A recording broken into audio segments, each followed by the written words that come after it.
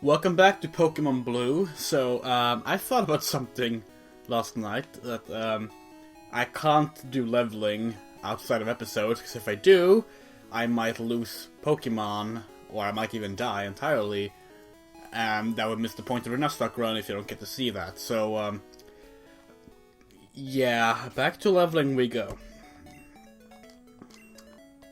And then hopefully we can take on Brock.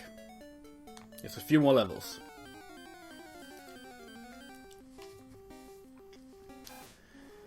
Abrata, okay. Yeah, we gotta get Muflet level 10.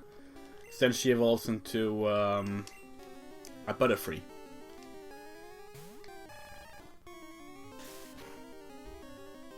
Okay. So I've been doing these one a day now for the last 3 days. I was going to interchange it with Symphonia or something, but I've really been in just a Pokemon mood the last few days, so I figured, fuck it, let's just, while I'm still in the mood, let's just run with it and do as much as I can, I guess. And I think it's partially because, I've never done a Nuzlocke run before, and that's pretty exciting. I kind of feel pumped to see how far I get before I die. Because I don't think I'll do it in one run, and I'm ready for that. I'm ready to have to start over. Although I think every time if we assume I die multiple times, every time I die, I intend on changing the naming patterns. So right now we're doing Signs of the Seventh Dawn, and if we run out of Signs of the Seventh Dawn characters, which I doubt, but if we do, I'll just switch to other Final Fantasy 14 characters, like maybe the Guardian Empire. I don't know.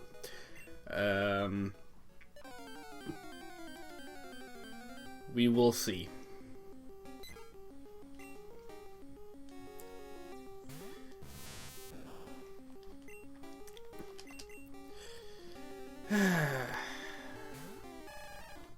Yeah, speaking of Science or Final Fantasy 14, I played Alexander Midas, the new raid, yesterday for the first time.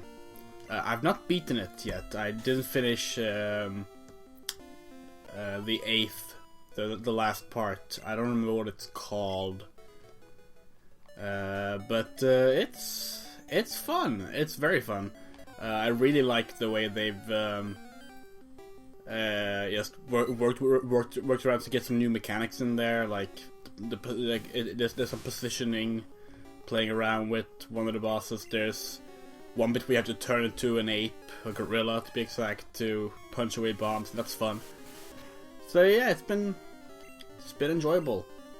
And of course, I love the story as well, because anything involving the goblins in Final Fantasy 14 is just fucking brilliant. The goblins, if you don't know, they in Final Fantasy 11 and Final Fantasy 14, they're the same. They're this race of little inventive mechanics, basically. And in 14 they have the Goblin Illuminati, which are just basically the evil goblins. And they're hilarious, and they're just awesome in general. I think you first fought them in a dungeon called Braveflox's Long Stop Pod, where they stole all the cheese, and they wanted to get the secret cheese recipe from Braveflox, another goblin. And you had to fight their actual tanks and stuff. It was great. I just love them. They have their own way of speaking and everything. Ah, goblins. I'm just thinking about the goblins now. They actually used the same design as they do in 14 and 11 for the goblins in Theater Rhythm. The one that gives you chests and stuff at the end of a field run. That's the same goblin. They have these masks and they never take them off. Apparently there is one who takes off the mask in a beast tribe quest, for the VAF in Final Fantasy 14. But it's done. He specifically goes off screen to do it, so you don't get to see what a goblin looks like without the mask. We can't do that. That's never. That's sacred. I'm just talking about Final Fantasy 14 and goblins right now because it's grinding hour anyway. So like, gotta fill it up with something, and I'm not sure what else to talk about. So I figured that would fill up some time, and it has so far. That's good, I guess. Speaking of Pokemon, though, to actually like be a bit on topic, I was listening to all the Pokemon intros this morning, the Swedish ones, because of course I grew up with the let's go all the way back in the late 90s when Pokemon was new. When the fan translations for Pokemon Gold started coming out, I believe it was. I believe that was when the anime started in the West, like 98, maybe? I think it was 98, yeah. And that was when of course, the Swedish dub started as well. And our dub was based on the 4Kids dub. For us, it was the Fox Kids dub for the longest time, because we didn't really know about 4Kids in Sweden back then, but it eventually got picked up by Fox Kids, and it was released on Fox Video and stuff like that. Although it ran on a channel called TV4 originally in Sweden. It might still run on that, actually, I'm not sure. Anyway, we got dubbed versions of the famous Pokemon theme song. And if you thought like Western fans of Pokemon were really into the original Pokemon theme song in English, you should see the Swedish fans, because I've seen some passionate Pokemon fans, but when it comes to singing the intro songs, especially the first one, but just in general, I've never seen anybody as passionate as the Swedish fan base. Like, they are, and I myself included, I should mention, we are just completely devoted, life or death, to forever remember that song. It's so good. I would sing it, but there's music in the background here, so that would kind of miss the point. I don't know. Maybe I know if I can find I think the music stops if you pause the game. So how about I end the episode by singing a bit of the Swedish Pokemon theme song? I actually like that they brought back the old theme song for X and Y. I mean, I was kind of sad because it was always fun to see them try and create something new, even though it got really bad. They got really bad during the Diamond and Pearl and Black and White era songs. But yeah, for X and Y, they just gone back to Pokemon Gotta Catch 'Em All. But with a different tempo, of course, because the old intro songs were too long for the Pokemon Company standards. They want 30 seconds, no more, no less.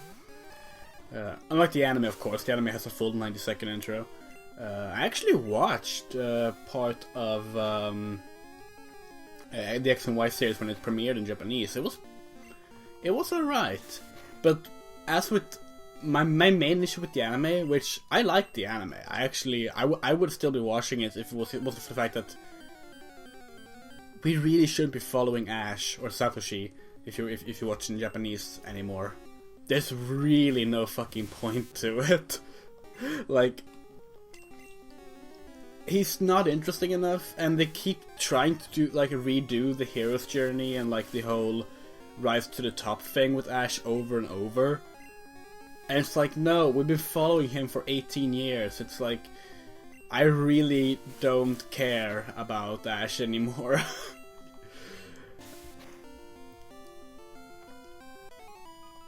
I mean, to be fair, they did try and make it a bit different in X and Y by having Ash kind of serve as a mentor style character for... What was the new character in X and Y? Was it Serena? I think it was Serena, because Dawn was Diamond and Pearl. Yeah. But even so, it wasn't enough. But hey, at least Team Rocket's still there, and like, if there's any like ongoing gag in the series that never gets too old, it's Jesse and James. They're amazing. And that's one other place where I will take the English dub over the Swedish dub, because most of the time I will go with the Swedish dub, because I grew up with it and it's actually pretty awesome. But Jesse and James, they're just perfect, especially James in the English dub. Just every word James speaks just sounds like so good. 'Cause he has this kind of voice. Which, you know, if you've watched any game where I voice a lot of characters, you know that I always resort to giving one character that voice. The Pegasus, Maximilian, or James from Pokémon voice.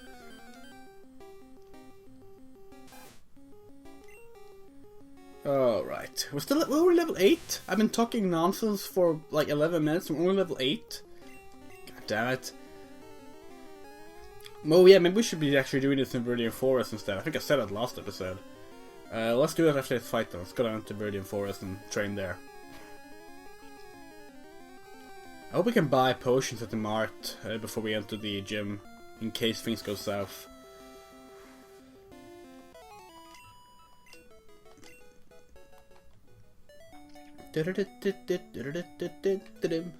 Okay. Actually, no, it doesn't go quiet for you pause.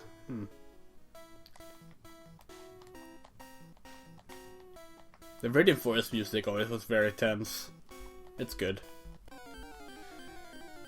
This game is great music in general. Very memorable music. Ah, yeah, a free kill. It's level 4. God damn it. Oh, I shouldn't have gone with your Shola. That's a waste of experience points. Whatever. When you get a free kill, you should just go with your weakest Pokemon, really. I mean, it would have been a risk that the meta power would harden too much and be invulnerable, but you know, that's a risk I'd be willing to take. Oh, there's the Pikachu! You motherfucker! I wanted to catch you so badly. Well, we're gonna go with Alisei now, because obviously Yestola is weak to electric attacks. Although I'm not sure Pikachu has one at the start. Yeah, no, it definitely does. But as long as we... Oh. Okay, Yestola, we're gonna have to risk this. Please don't Thundershock me. Oh no. Okay, I'm high enough level to just tackle this through, that's good.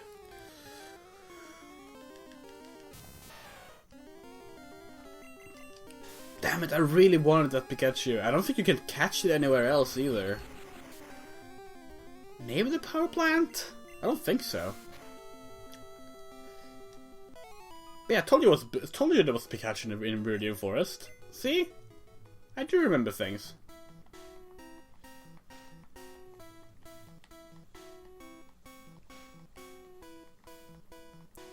I think they kind of knew that Pikachu would become a fan favorite already when this game was first made, because even though there wasn't like a Pikachu version until later, and Pikachu wasn't the like big poster Pokemon. I went with Yestola again, or whatever. Like they are now. They still they put a super rare chance for Pikachu to appear in the first dungeon of the game. Even though, it makes no real sense why Pikachu would be there. And if you get Pikachu, that helps you a lot. Pikachu is pretty damn OP. It's useless against Brock, sure, because Brock has Rock-type Pokemon, but... Ah, yeah.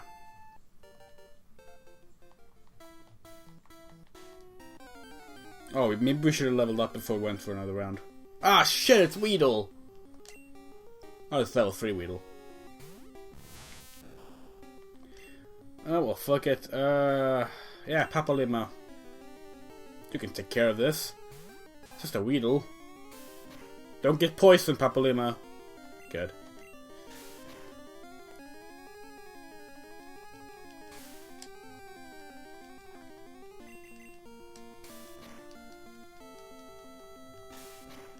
I should rewatch the Pokemon movies at some point.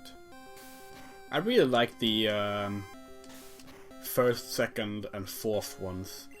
Although I've only seen the fourth in Japanese, because back when that released, it was like I was really into Pokemon then, and there was I watched the fan sub version of the film because it wasn't out.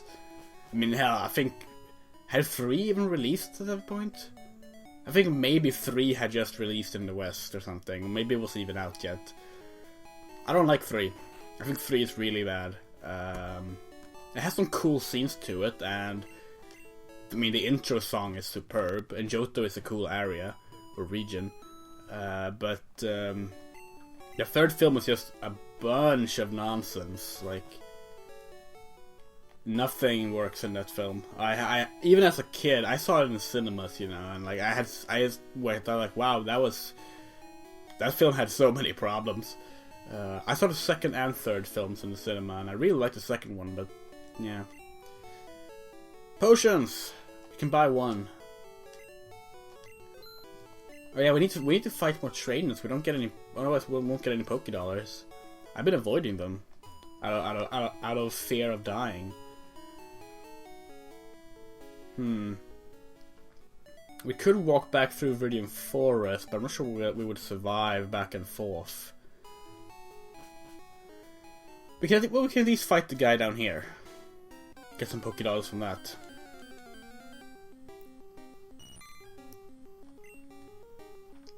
Right, Mifel, you only need 1 more level, then you'll be able to attack.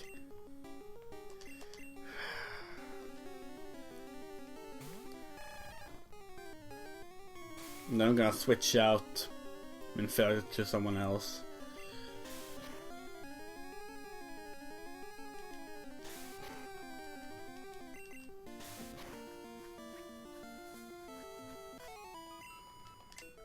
Yeah, I mean, obviously I don't know too much about the Pokemon fan base outside of Sweden. Oh wait, you're not a trainer? Oh, right. I already did. No, I didn't fight that one. No, I did. It just...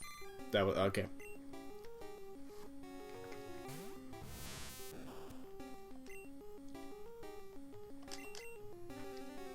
What was I about to say? Oh, yeah. Obviously, I don't know, like, just how popular Pokemon still is among, like, the older crowd.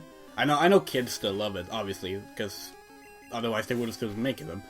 But, I know at least here it's, like, it's never really died down. Everyone who got into Pokemon kind of always stayed into Pokemon. Like, even though I stopped playing the games because I couldn't... I mean, like I said, I haven't finished any of the Pokemon games since Blue.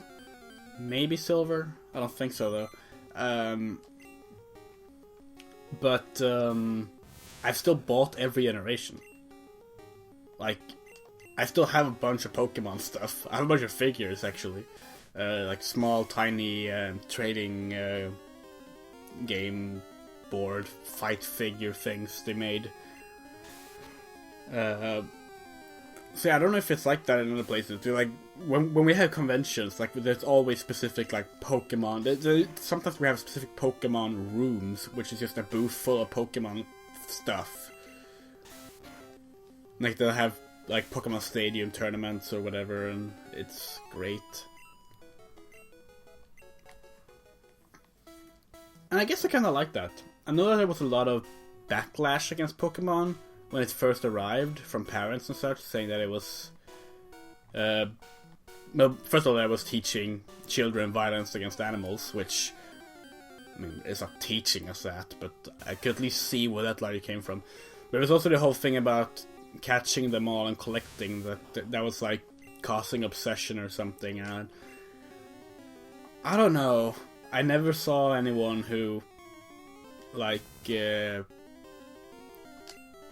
I can't say I've ever seen anyone get disturbed from collecting all the Pokemons and have it affect their real life, but then again, that's what parents do, don't they? They upset parents find the latest trend and they track down on it. It can be Dungeons and Dragons, it can be rap music, it can be, well, video games in general, or what else? I don't know. But Pokemon was it for a while. And especially after the anime came out, there was this big debate on TV when I was a kid. Because in the first episode, Ash doesn't have any Pokeballs. No, he has Pokeballs, but Pikachu won't obey his orders, so he can't weaken a Spearow. So he starts throwing rocks at it. Which, you know, you do in the Safari Zone, you throw rocks. But that's obviously not good. You shouldn't throw rocks at animals. And that was a big thing, like, oh, you can't do that, they shouldn't do that. And then there was someone who argued that this game was about walking around killing animals. And I will never forget them saying it. It was in Swedish, obviously, but even though I was like, what, like 8 at a time or something, they were like, yeah, it's, in the game it says they faint, but it's quite clear they're killed. And it's like, no, they faint, and that's why it says they faint. Like, it's quite clear they don't die, because it says they faint. I mean, we still say we killed them, because, you know, video game terminology means defeat. It means that anything we defeat, we kill. Like, we can be playing Tetris versus, and we will kill the opponent. Like, that's just that's actually more messed up than the games people complain about, I feel. At least when it comes to like stuff like that, like parents being worried about their kids playing violent games or whatever. The fact that we use kill as like the general terminology for victory is kind of messed up, actually. Not messed up enough to where I would go like, people shouldn't say don't kill, but like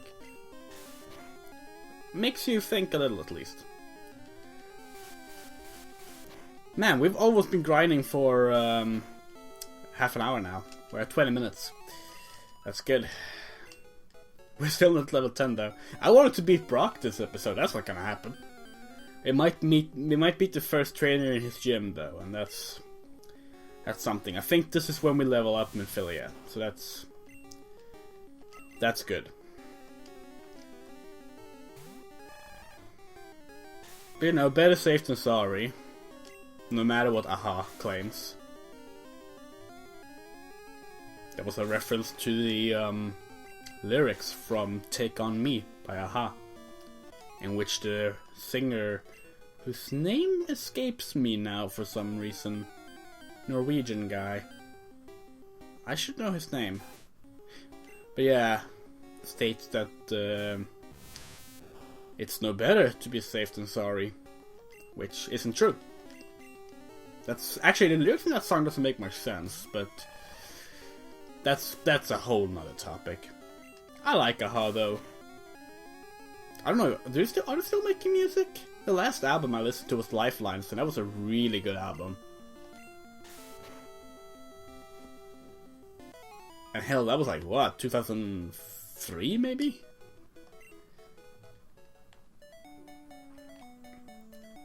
Oh dear.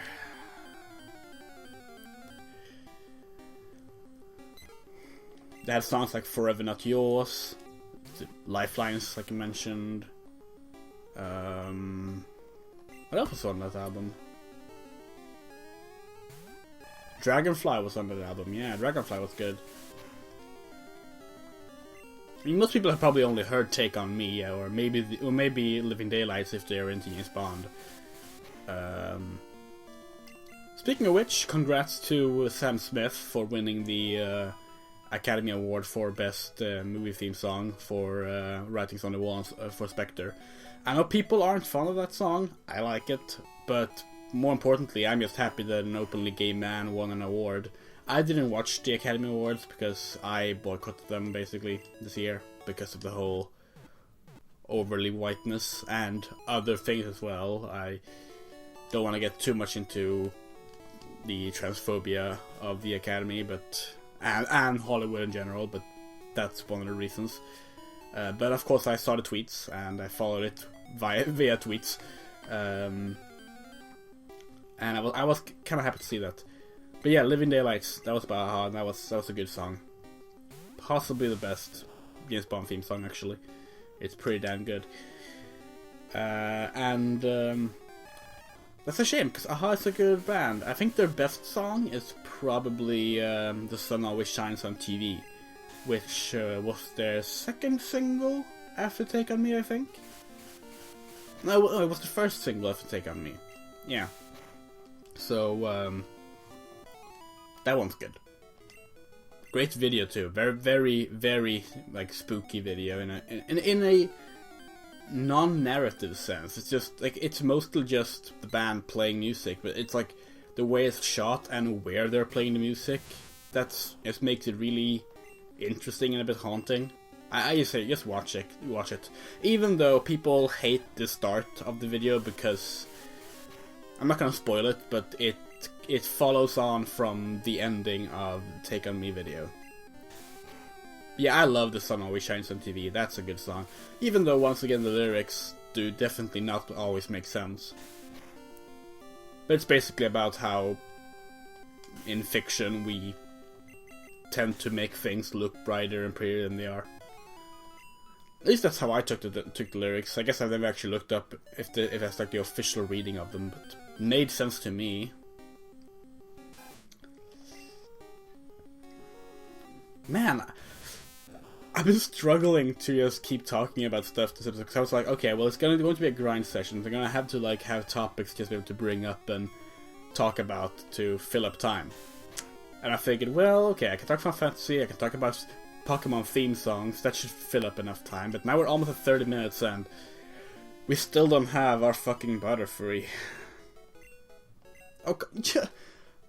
Oh my god, Minfield, are you ready to evolve yet or not? 75 points?!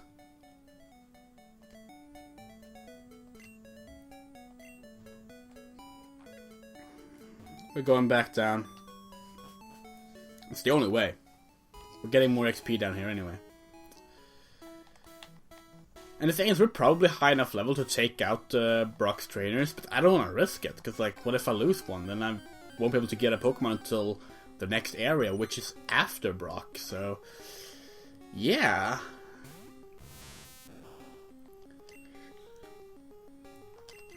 It's kill or be killed in this scenario. And I just realized that I could have named all my Pokemon after Undertale characters. I should do that if I do a second run. If I die and have to do a second run, that'd be fun.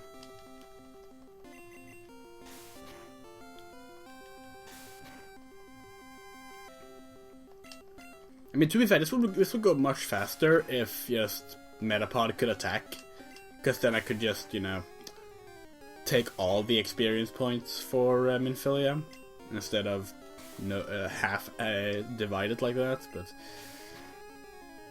alas, we cannot. But yeah, this does give us way more XP. As long as Pikachu doesn't come and fuck things up, we should be fine.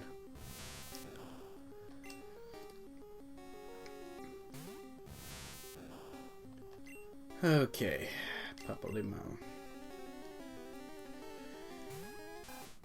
Man, I'm kind of glad I didn't stream this now, because at least I can do this in settings and release it like once a day when I grind now.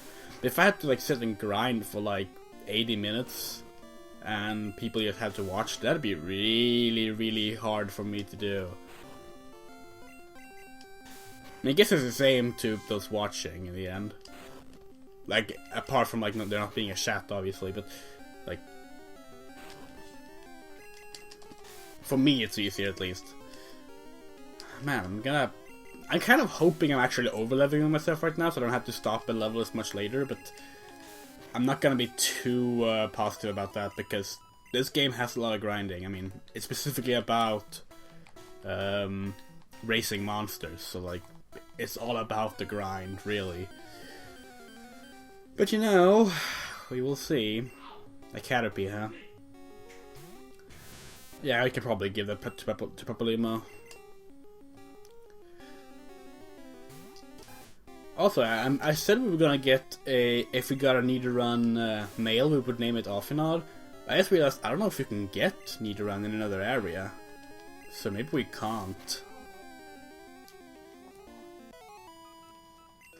So maybe we're gonna have to name someone else Afinod. Okay, this should be the one, I think. If I've calculated things in my head, which I kind of have. This should be the one.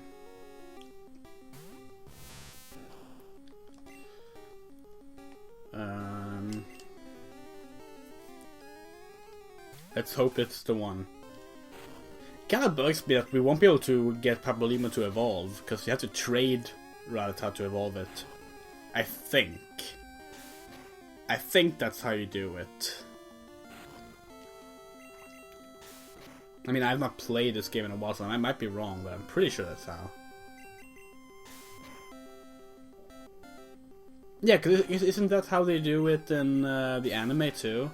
Like, when they're on the Sankt Anne, they, Ash trades something for Raticate, and Raticate develops into Rattata, and then they trade back because it's Pokemon and we gotta go back to the status quo. What? That wasn't it? Yeah, I remember that episode. It's right. Yeah, and it ends with Magikarp becoming Gyarados, because James wins the Magikarp, and it becomes Gyarados, and then they like fuck up the ship or something, and they get stranded on an island, and the Pokemon get pushed away from the kids, and the Pokemon have to work together, and it's an episode where we follow the Pokemon, and they're all like given voiceovers. Like on top of their it's like you'll have someone go like Squirtle, Squirtle, Squirtle, Squirtle, and someone on top of it will go like, I think we should find Ash, on top of the noise, and it's kind of odd, but you just go along with it. How do I remember that? I'm pretty sure I haven't watched season 1 of Pokemon since, at least not all the way through, since like when it aired on TV, which was in the 90s. Maybe I had that episode recorded or something. Because I've rewatched Pokemon since then, but that's been mainly the second and third seasons. Because my friend was rewatching it, and I just happened to like step by as they were doing it, so I watched them alongside them. Okay, this must be enough. This must be enough. Yes!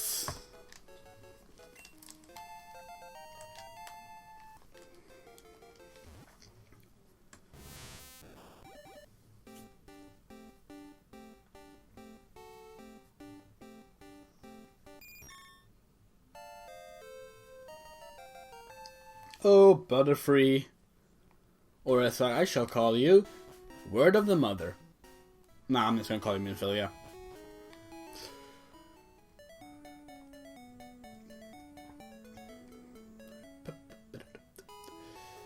Okay, well, that took about 25 minutes longer than I thought, but we did it. I think we're definitely safe to go take on Brock now. We'll do that next episode, but I will go fight at least one of his trainers. But first we gotta switch out who's in front. That's a good setup. So I don't know if we can walk into Brock's gym. I think we have to trigger an event first. We have to go over here and do this. Oh, I mean this. You're a trainer, right? Brock's looking for new challengers. Follow me.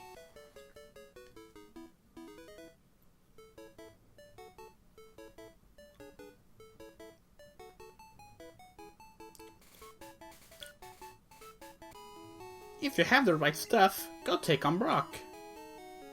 And he disappears to the right, which you can't walk. Yeah, I will never forget that one. I'm not sure why I'm saving here, but I am. Alright, so... let's fight you, I guess. Stop right there, kid. You're still light years from facing Brock.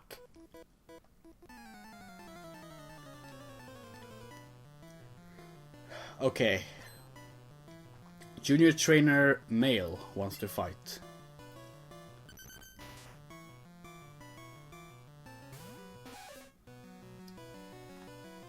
They're level 11. They're level 11?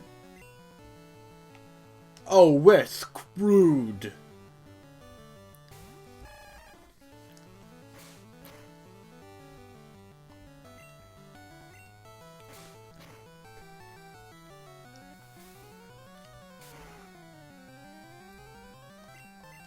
At least we have super effective attacks, but like, oh my god, look at our health.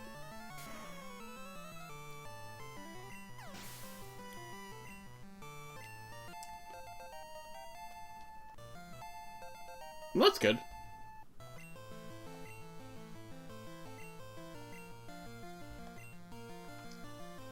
We're gonna do the old switch Pokemon trick. Ah, Sentru! Oh, it's so cute! What level is it? 11, okay. I say, can you take one hit? Okay, I trust in you.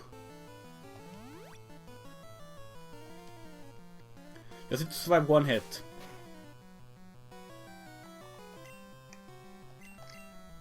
Good job. Alright. Let's drown this motherfucker.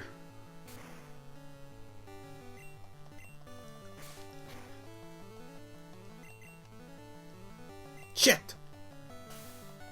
Fucking sand attack.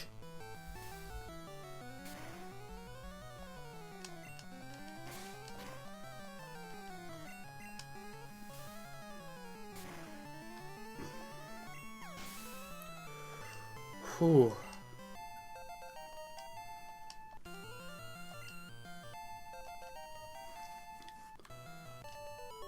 Okay. Time! Light years isn't time, it measures distance. Wow, you're lame. Oh yeah, let's see here. Pewter City Pokemon Gym, leader Brock. Winning trainers, Meme. I think your rival is the only Hello there. It's rumored that Clefairies came from the moon. They appeared after Moonstone fell on Mount Moon. Oh, so they came from Pokemon Moon. I thought they came from Generation 1.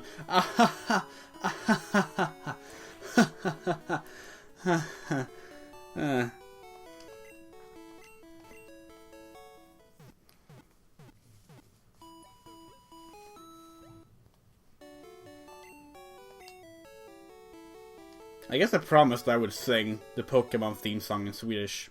I'm gonna save that for a later episode. Partially because I don't feel like singing right now, but also because then that's when you get to anticipate something. See you in the next episode. We will kill Brock next episode, I think.